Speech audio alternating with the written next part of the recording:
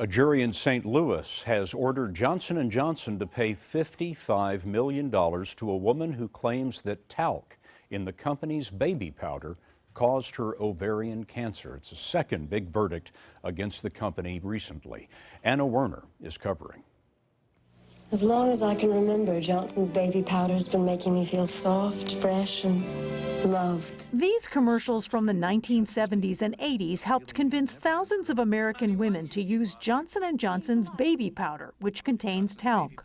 Like many, 62-year-old Gloria Risteson used it for feminine hygiene until in 2011 she was diagnosed with ovarian cancer.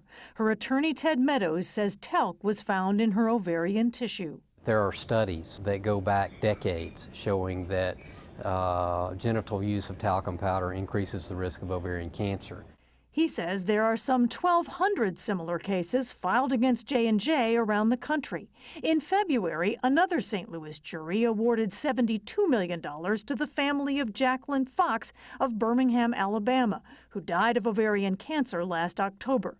She too used J&J's talcum powder products. Johnson & Johnson said it will appeal the verdicts in both cases. In this videotaped statement, J&J's chief medical officer defended the company's use of talc.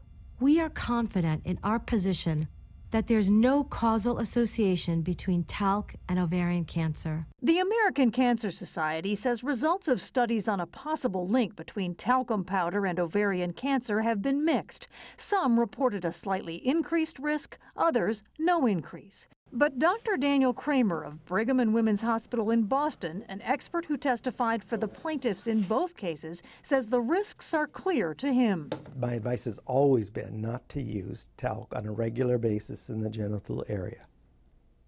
And I haven't changed that opinion for 30 years. As for the woman who won the $55 million, her ovarian cancer is now in remission. She and her attorneys want Johnson & Johnson to put warnings on their products. But Scott, the company maintains that the science doesn't support a need for any warnings. Anna Werner, thanks very much.